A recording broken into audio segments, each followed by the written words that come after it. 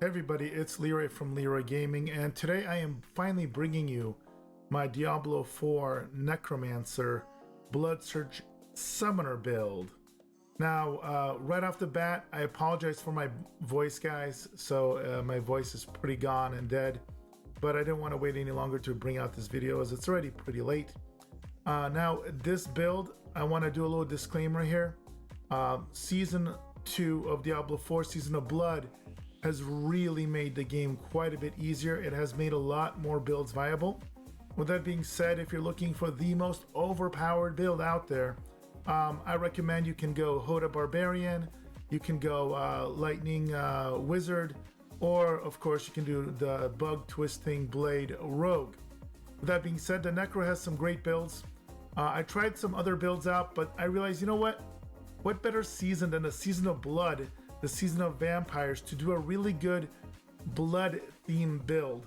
And the reality is, call me stubborn, but when I play Necros, I like having summons, I like having pets, and just the whole blood theme, I like it a lot better than the bone theme, for example, or even blowing up corpses, dare I say. So this build, it's going to be using Death Speaker Amulet. It's going to use the Ring of Mendelm as part of the build. As you can see in the background, we're face tanking Uber Duriel. Basically, what you can expect from this video is we're gonna go over everything from skill tree to paragons to vampire powers, equipment, etc. What can this build do? Well, for reference, at level 60, I went and unlocked the level 75 dungeon for tier 4. You're gonna be able to face tank all the Uber bosses like Duriel. It's not gonna, beat Lightning Wizard for speed or anything like that, but it feels really good. You're running around, you're teleporting around, you're just blood novaing everything. Your pets are blood novaing everything. Your pets are blowing up because of the Ring of Mendelm. You're gonna go very high and lucky hit for this build. It's just very, very fun, very thematic. I don't know if there's gonna be a better season than the Season of Blood to play this. So hopefully you guys enjoy this build. Do note, this is basically a fresh 100. I'm gonna be doing potentially some more iterations on this to optimize it, but this is basically the build as I leveled up. It's got some gear I'm gonna tell you that you may end up replacing potentially, but we'll talk about that later. Check out the timestamps below to go where you want to go, and of course, if you enjoyed this video, hit a like, subscribe, all that good stuff. Comments help me greatly with the algorithm. All right, without further ado, guys, let's go ahead and take a look at my Season 2 Necromancer Blood Summoner build.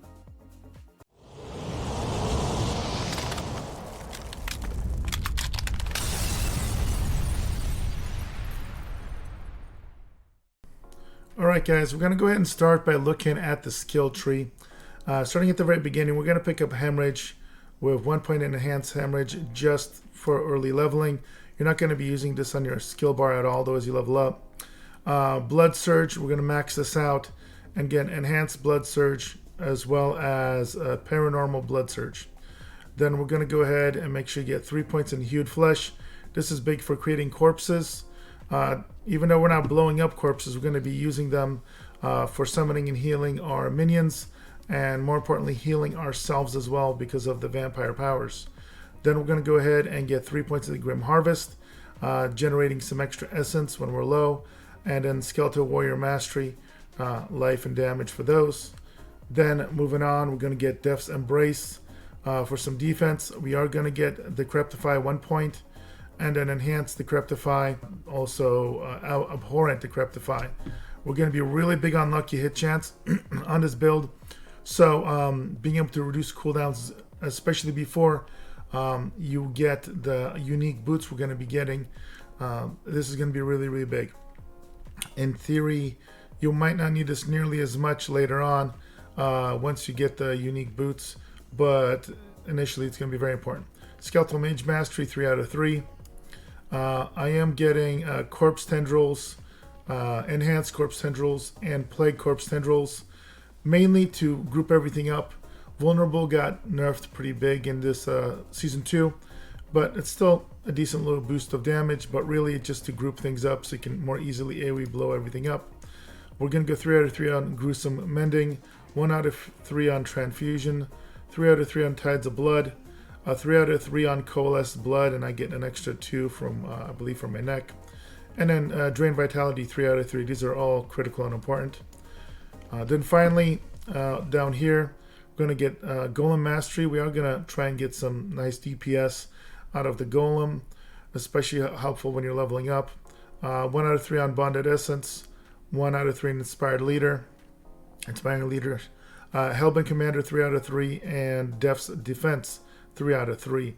Especially for that resistance. We want that resistance all, since resistances are a much bigger deal now. And then we are going to be using Bone Storm. So this is going to be really mainly to increase damage reduction, increase your crit, which is never bad. And then it's got a decent lucky hit chance, so proccing lucky hit effects. And then we are going to get Rathma's Vigor because we're going to be doing lots of overpowering. That's a big part of this build. All right, now let's go ahead and talk about the Book of the Dead. So when you're leveling up, if you're having trouble with corpses, I definitely recommend Reaper, and then get the Reapers at 50% chance to carve the flesh off enemies. But later on, I actually swapped over to Skirmishers, and so we can raise another Skirmisher Warrior. So you can have a total of 7 of them. This is big because it's going to cause you to allow you to, with both your ring and necklace, to have just more AOE explosion procs. So it's just going to increase your DPS quite significantly. I like this quite a bit. I don't really have issue of survival or corpses overall. But if you are struggling corpses, again, you can start with the Reapers. I do recommend moving over to Skirmishes, though, as soon as you can. Skeletal Mages, I just keep them around for the extra 2 essence per attack. It just, sometimes your essence gets a little low. This helps out. It's not a big part of your damage or anything like that, but it's kind of a mono battery. I considered sacrificing them, but honestly, for this build, it was either 25% extra overpower or the extra regen. It's up to you. Probably not that I'm 100 and I don't have as much issues with the energy or the essence rather. I might end up sacrificing this, but you can't go wrong, especially leveling up with the cold mages. And then let's take a look at the Golem. I'm a big fan of having the Golem. If you are doing easier content, go ahead and get the Blood Golem that does extra damage and has damage, an extra damage reduction. But if you're going to fight harder content as you level up, having absorbed 15% damage that it would take is quite nice. His effect, since it's going to go off cooldown constantly, is really nice too. It's a giant AoE, and it does decent amount of damage. It heals it. It just really falls into that big AoE theme that we have on this build. So this is the one I like for this build. Alright guys, next let's go ahead and look at the Paragon boards. We're going to start obviously with the basic board. And I chose to go with the Warrior board. A big thing here is increasing more armor to all of the minions, which is nice. Ups the Skeleton Warrior damage, especially as you're leveling up 50 to 100. They're still going to do decent damage for you. I like this one. I couldn't really pick a better one from my initial looks here. Nothing really stood out, but I'd love to hear your feedback if you think there's something quite better for the setup that I have. Now, next, we're going to have the Blood Begets Blood board.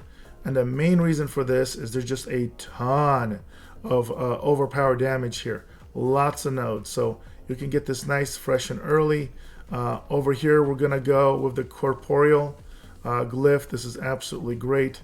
It's just going to give us a decent amount of stats, even more overpower and more damage. So really like it. And again, these nodes get buffed up here. So they're going to do a ton. And my mouse, of course, is freaking out here.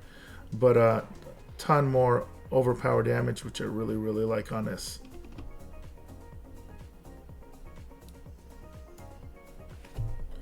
Next, I went Cult Leader. And again, over here, it's about making our minions survivable. So we're going to be using the Dead Razor here.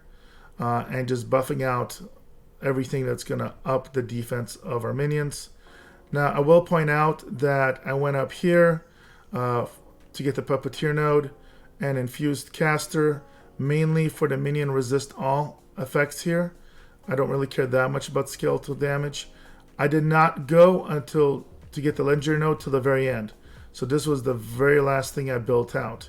It's an extra 45% damage, yes, but I actually went and got some of the other effects because I wanted to get more Blood Surge nodes and also wanted to just beef up my Golem. So we went over here and we got the Golem board. So obviously this is the legendary node got buffed significantly. 40% more health, 100% more damage. Really quite nice. Really like the Dominate board here. You'll notice I have 306.7 overpower damage already on this. Just a really, really good section for that. Buffing up the Golem so he basically never dies. And then over here a little bit more damage while the Golem is up for us.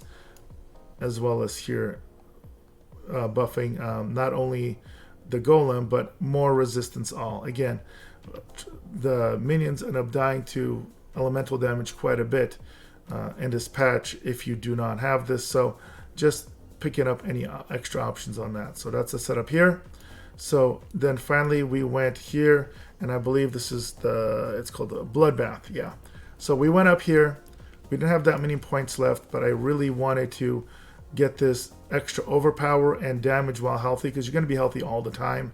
And this was also an area where there's even more overpower damage nodes here. So with the limited points, it just made sense to go here. And again, finished up going back Cult Leader and got the legendary node. So that's the setup I have. Again, we were able to max out all of the special benefits with the stats, or the bonuses rather. Would love to hear you guys' feedback and thoughts on what you think of this. I felt pretty good about this setup overall. All right, next let's go ahead and look at gear. So again, I just hit level 100 on this. I have some optimizations I want to do, but let's look at some options. So first of all, helmet. Real big thing here is I like getting lucky hit chance while you have barrier. I like having max life and cooldown reduction. Again, once you get the boots, the flicker step boots, you may not necessarily need the cooldown reduction as much. You could get something with total armor plus total armor, for example, at that point. And on here I put the Bone Storm. Basically creates a barrier, so this is a must, especially if you end up using legs that are different than Temerity. So there is a great leg that drops off Uber Duriel that increases your overpower, I believe, by an extra up to 70%, 70 or 90%. I haven't gone it yet. That would be great for this build. So if you don't end up using Temerity, you 100% need to make sure your Bone Storm is creating barrier for you. For your chest piece, going all defense here. Total armor, max health, damage reduction from close enemies is pretty much perfect. And we're going to get the 1%, up to 1.1% increased armor for 4 seconds when you deal any form of damage, stacking up to 60%. So disobedience, this is a must on this build. I do want to point out with gems, we're going to be going max life gems on all the armor pieces. For your gloves, you definitely got to get +4 ranks on Blood Surge. Lucky hit, restoring your primary resource, in my opinion, is a must. Getting lucky hit chance is a must. Now, lucky hit chance, 5% chance to heal is decent. I like it, but honestly, I like to get this with overpower on it instead. So I have gloves that are almost as perfect that had dropped here for me. You'll notice just the lucky hit chance is too low, but here I could potentially reroll it to be almost perfect. It's got the primary resource, lucky hit chance, overpower, and you just would change the thorns to Blood Surge and you'd have the perfect gloves, in my opinion. I do put on Skeleton Warriors +2 on here. You do want to get as many Skeleton Warriors as you can. Again, so we get more things utilizing this Speaker Pendant that are in melee, and also your Ring of Mendelm. Legs, they buffed Temerity in this patch, and I absolutely love it now for this build. Again, max health, unlucky hit chance to heal, and very importantly, the effect that any effect that heals you beyond 100% grants you a barrier, max life. Basically, you'll notice like on the Uber Duriel kill, I never drop a single point of health. You're pretty much invincible almost all the time. I guess only Uber Lilith is the only danger because she's got the one-shot mechanics, but everything else, if it's not a one-shot mechanic, it's super easy. Boots, you really can't go wrong with Flicker Step here. If you don't know about these boots, each enemy you evade through reduces your active ultimate cooldown. In my case, it's 3.6, but can go up to 4 seconds, up to 10. So you just evade a couple times through enemies, and all of a sudden your ultimate cooldown's completely reset. It also has increased damage reduction from close enemies, which is awesome. Movement speed is awesome. All stat is great.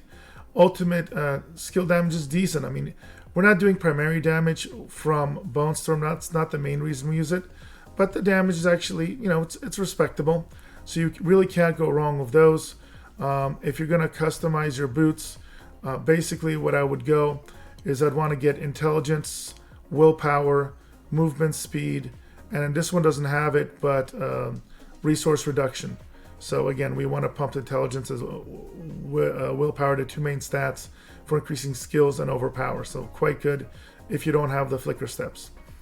For the main weapon, big tip right off the bat, as soon as you're world tier 4, kill a world boss, get yourself any 925 weapon, start off with. But this is kind of what I was going for. All stats, intelligence, willpower could be maybe better. Definitely want the overpower on him. The ultimate skill damage is not bad. If I would have been able to reroll that, I wouldn't have minded getting willpower on it instead of ultimate skill damage. Either of those would be really good. We obviously like the one because the extra lucky hit chance. I have a horrible Blood Surge glyph on here. I had a 50 before on my last one, and I just haven't had a single one drop, so I get this horrible 56%. You obviously want a 50%, and I'm going to use the Overpower gem on here. Now, for your neck piece, again, we're going for theme here. You could make some, just basic pendants that are going to be quite good. But the Disc-Speaker element pendant, we're going all theme. This is not the greatest one, but if I can get a 925 on here, have that Blood Surge effect on all my minions. Again, we're running with 11 minions strong, so this can really add up. The stats are pretty good. It'd be nice to have a +3 on the Coalesce Blood passive. Huge essence cost reduction. Summoning skill damage is okay, and blood skill is good. So this is just a really good overall pendant. Now, I do want to point out, when it comes to gems in the jewelry, in a perfect world, if you have maxed out resistances, you could go all armor.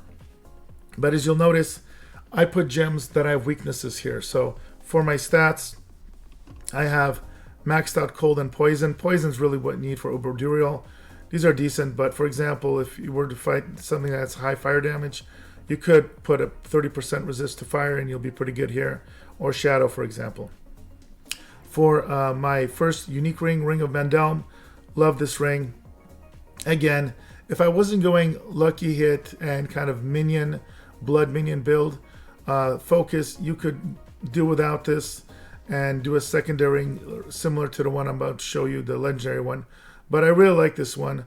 Lucky hit, the thorns isn't that useful. Max minion health and attack speed is okay. But you're really getting it for the effect. It's not broken like it used to be, but I do like it for this build. So your other ring, lucky hit chance is big, overpower damage, max health. And in this chance I got critical strike chance. That's decent. Even though we're not stacking critical hit damage or anything, an extra 50% damage proccing on a regular basis is pretty good. And here I use the Bone Storm consumes up to 8 corpses to increase the duration. Now again, now that we can refresh it with flicker steps, and again I got the flicker steps like at level 99 or 98, so I got it really late in the game, so I haven't swapped this out. This is still pretty good for keeping your Bloodstorm uptime 100%, but you could swap this out, and I'll give a couple recommendations for alternative potential powers here in just a moment. And then for your offhand, I love this orb. I got this. This roll is amazing. So what you'll notice here is we innate cooldown reduction, but we get lucky hit chance while having barrier, essence cost reduction, and cooldown reduction. Just absolutely amazing. Perfect rolls, I think. Not the numbers, but the types. Again, small caveat, now that I have flicker step may not need a cooldown reduction as much. Now I am using deals 25% increased damage while you have barrier active. It's a multiplicative effect. It's pretty good since you have barrier all the time, and I use overpower damage as well. So this is what I'm playing baseline with. I am considering changing this Bone Storm effect, and I'm pretty sure this 25% damage is pretty optimal, but I'm still looking around, maybe making some changes. Now, if I were to change the Bone Storm glyph here, this is the one I'd probably go. So, aspect of untimely death. Each percent of your max life you heal beyond 100% grants overpower bonus, and it can stack up to 60%. It's multiplicative. So this could be pretty solid as a secondary ring effect. So that's the main one I'm thinking as far as swapping. We'll see. If I do a further iteration, I'll let you guys know whether I swap it out. All right, now let's go ahead and talk about vampire powers, guys. First of all, resilience. This is huge for just survivability. You gain 1% damage for each 2% life you're missing. Now I want to point out, I may actually change this now that my barrier is so darn high and I'm not really losing health. But I will point out, I use this all the way pretty high level until I basically got my boots and my legs. So until you get temerity, where this will help keep your barrier up pretty much all the time. That is an amazing vampiric power, but we may want to swap it out once you get that. Now, Feed the Coven, love this. So the big reason for this is we want to have your minions give you primary resource back. So lucky hit chance is a big thing for this build, and having a 60% chance to restore 10 primary resources is huge. The damage buff is nice, but really we're going for the resource regeneration. Then we got Undying. Casting skills heals you for 3% life. Doubles while you're below 50. Again, this is just a way that if you do drop health, you can just cast any skill. And this does include just raising skeleton and killing a corpse for that. So you can spam your abilities and you're going to be just always top and invincible. So just can't go wrong. It's a fail safe. Once you're 100 and you have everything decked out, it may almost be overkill, but leveling up, definitely I like this. And a Metamorphosis, this is huge to use with your boots. So when you evade, you turn into a cloud of bats, you become unstoppable. That's the main reason you're using it. And to almost permanently stay unstoppable. The other effects aren't as big. And then we have Blood Boil. This is huge. When your core skills overpower an enemy, you spawn 3 volatile drops. You'll see those all over the map when I'm fighting, and they do some damage. It's not as big of a deal. Really, I'm using this for another source of guaranteed overpower. It's every 20 seconds. So between that and the extra little AOE damage boost, it's really good when you're clearing dungeons and just gotta add a little extra AOE damage. But that nice little extra guaranteed overpower really helps out. All right, now I want to talk about potential replacement talents. So again, once you're max level, if you find that you're just never dying, for example, you want to push yourself a little bit, you could, for example, get rid of resilience potentially. And I could also see maybe getting rid of Undying if you feel like you're healing up more than well enough using your Blood Surge. So what would you replace it with? Well, Hemomancy is pretty decent. Your attacks deal 80% of your max life as physical damage to enemies. It's an AoE, and it also heals you some. Now your max health gets pretty solid. Like mine's right now around 17,000, so you could stack this even higher potentially depending on your gear setup. So that's another source of AoE that could be decent. Alternatively, you could do Prey on the Weak, because you can still, you can make things vulnerable with your corpse tendrils, for example, and get an extra 16% multiplicative damage is not bad with no downside.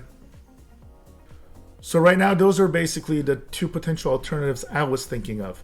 Now, again, this is still a bit of a work in progress. I'd like to optimize it. I'd love to hear you guys' feedback. If you have recommendations, whether it's alternate legendary skills you think might be better, or vampire setups that could be optimized. Love to hear it. And this is meant to create the ultimate Blood Surge, kind of like vampire focused summoner fantasy build for season 2. Its power is more than good enough to do any content, no issues. It's lots of fun, very thematic, and I'm hoping to optimize it even more with your help. So do leave your comments below. I will read those and take those into consideration. If you guys enjoyed this video, please make sure to drop a like, subscribe. Again, if you want to help support my channel here, comments are absolutely huge. YouTube algorithm really loves that stuff. So thank you in advance for any support.